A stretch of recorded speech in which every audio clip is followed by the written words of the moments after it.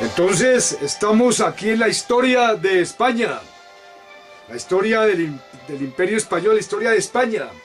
Y vamos, esta es la segunda parte, y vamos en la edad contemporánea de España. Y vemos que en 1805 viene la batalla de Trafalgar, en la cual Francia y España, la Armada de Francia y España se unen y atacan y tienen la batalla de Trafalgar ante los ingleses, ante la Armada inglesa, y triunfan los ingleses al mando del almirante Horatio Nelson y los almirantes comandantes de la flota franco-española es el almirante Villeneuve. Esto fue en 1805, en la batalla de Trafalgar, que vencen los ingleses, y así viene la supremacía en los mares de Inglaterra. Ahí viene la supremacía en los mares de Inglaterra. Después Napoleón posteriormente envía su ejército en 1808, aprovechó la disputa entre el rey Carlos IV y su hijo Fernando VII, hermano de Napoleón, el hermano de Napoleón, José I, queda en el trono de España y empieza la guerra de independencia española. Empieza la guerra de independencia española. Viene la primera constitución española, la Pepa, conocida como la Pepa, en 1812. En la batalla de Vitoria, en 1813, Fernando VII volvió al trono de España y constituyó un régimen absolutista, un régimen absolutista y una monarquía parlamentaria en el siglo XIX, año 1830. Hubieron cambios políticos y económicos durante el gobierno de este rey Fernando VII, pero España estaba frenada en el siglo XIX, como ya dijimos anteriormente en el primer video. Estaba frenada en el avance democrático, en el avance económico y en el avance político y social, porque existían todavía en estas épocas en España los impuestos regresivos, mientras que en el resto de Europa se avanzaba democráticamente en economía y en política, y en la democracia, sobre todo económica, con estos sistemas como el income tax, que eran los impuestos progresivos que Inglaterra los impuso en 1840. En el siglo XIX, Estados Unidos también venía con sus reformas democráticas después de su independencia en 1776, implantando las ideas de la Ilustración, de la Revolución Francesa. Entonces, es así como en el siglo XIX España está relegada, está totalmente atrasada con respecto a los países de Europa, a sus vecinos como Francia, como Alemania, como Inglaterra, como Estados Unidos. España está estancada, está totalmente atrasada con relación a estos países, y está no se hicieron las reformas económicas, políticas que se trataron de hacer en el siglo XVIII, y entonces España, vuelvo a repetir, quedó en este atraso económico, social, político y democrático. Y en el siglo XIX, entonces, España, ya en el 1895, viene la pérdida de Cuba, porque muere Alfonso XIII, el rey de España en esa época, Alfonso XIII, y viene la guerra con Estados Unidos. España tiene una guerra con Estados Unidos, y entonces España tiene la guerra con Estados Unidos, y viene la pérdida de las colonias en 1898, tiene la pérdida de Cuba, de Filipinas, de Guam y de Puerto Rico. En el siglo XX, España inicia el siglo XX con una crisis económica y una inestabilidad política. Hay un golpe de Estado, el de Miguel Primo de Rivera en 1923, elecciones de la Segunda República, reformas superficiales en economía y en política, hasta que llega la Guerra Civil Española y el general Francisco Franco, jefe de este golpe, de esta Guerra Civil Española, de los franquistas, en 1939 Francisco Franco se hace dictador en España y Franco nombró a Juan Carlos de Borbón, nieto de Alfonso XIII, como su sucesor con el título de rey.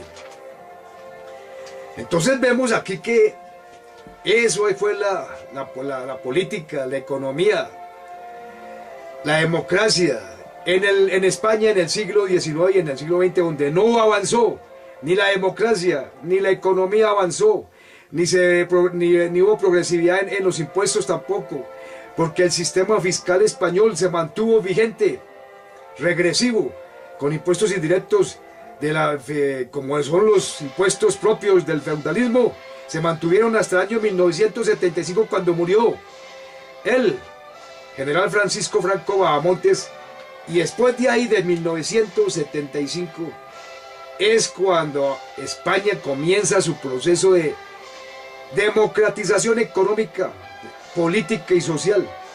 Y entonces España, después de 1975, sí entra en un verdadero desarrollo económico, en una verdadera democracia total. Y es así como hoy en día, siglo XXI después de Cristo, año 2024, España es una de las democracias líderes en el mundo y admirables en este mundo, junto con Inglaterra, comparable a Inglaterra, comparable a Alemania, comparable a Alemania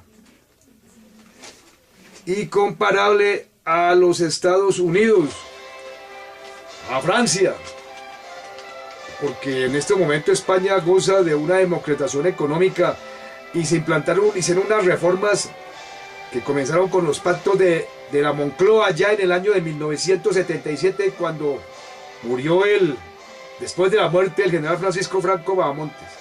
Y se hicieron las reformas económicas y políticas que llevaron a España a ser la democracia que es actualmente en este mundo, año 2024 después de Cristo.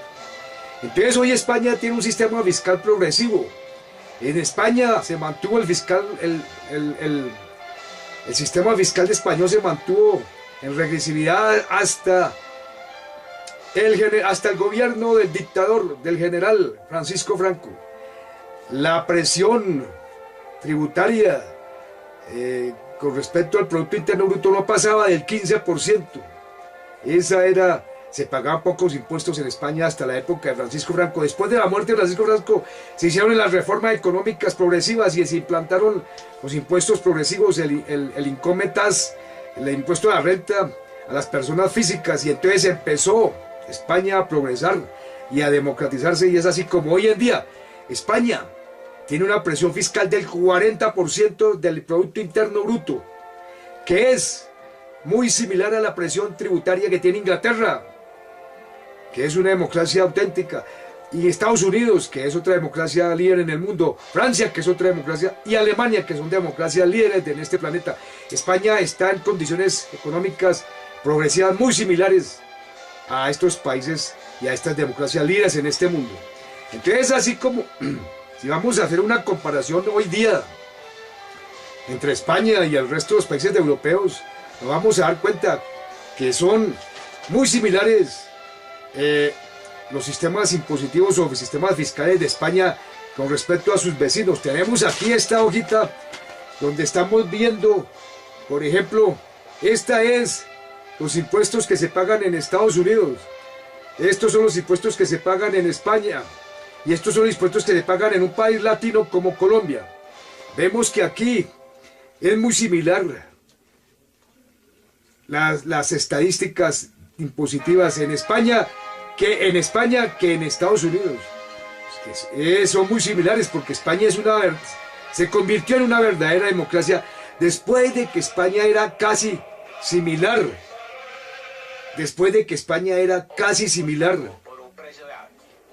Aunque después de que España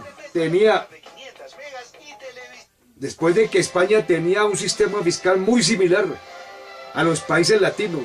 Los países latinos están como acá, como el caso del país de Colombia, vemos la diferencia, vemos por ejemplo los impuestos a la renta de las personas naturales, como en Estados Unidos representan la gran mayoría en esto negro de tributación. En España es lo mismo casi, vean. Estados Unidos, España, y aquí está Colombia, país latino que todavía le hace falta progresar más para poder tener un impuesto sobre la renta de las personas naturales más avanzado y que lleve a Colombia, por ejemplo, que es un país latino, y a Sudamérica a llegar a ser democracias plenas, o sea, a que acaban con la inequidad que causa estos tributos regresivos y la evasión fiscal en estos países latinos. Y así era España, vuelvo a repetir, como es aquí, por ejemplo, el caso de Colombia, que vemos acá. Vemos estos son los impuestos de las personas naturales en Colombia, y esto en España y en Estados Unidos. Ahí vemos la diferencia. Entonces España era como acá, como los países latinos, pero España sí hizo las reformas económicas después de la muerte del general Franco Bahamontes, y se convirtió en una verdadera democracia. Véanlo aquí, España hoy en día, similar a los Estados Unidos, igual casi a Estados Unidos en política fiscal, en política tributaria.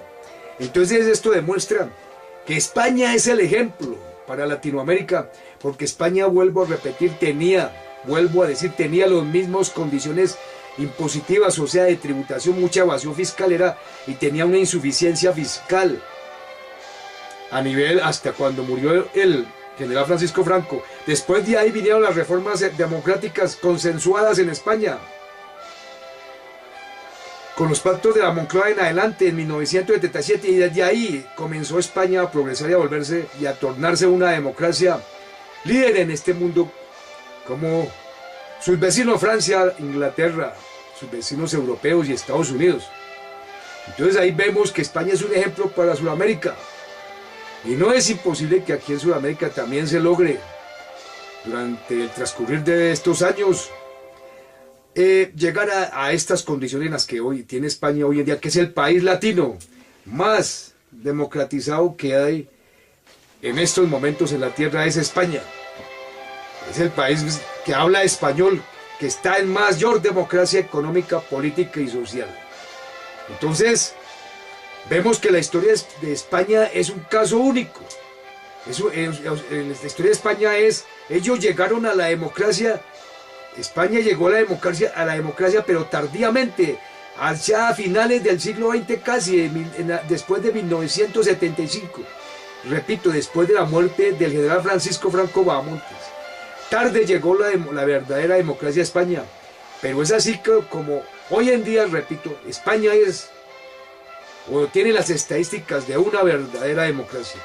Y vuelvo a decir, ahí está el ejemplo para estos países latinoamericanos. Es España para Latinoamérica, y así también estos países latinos de aquí en Sudamérica progresar hacia la democracia avanzada, y así salir de este subdesarrollo económico y de avanzar hacia el desarrollo y acabar con los males de la pobreza, etcétera, todos los males que han azotado a la humanidad aquí en Sudamérica. Yo soy Francisco y estoy un día hoy, 13 de julio del año 2024, después de Jesucristo.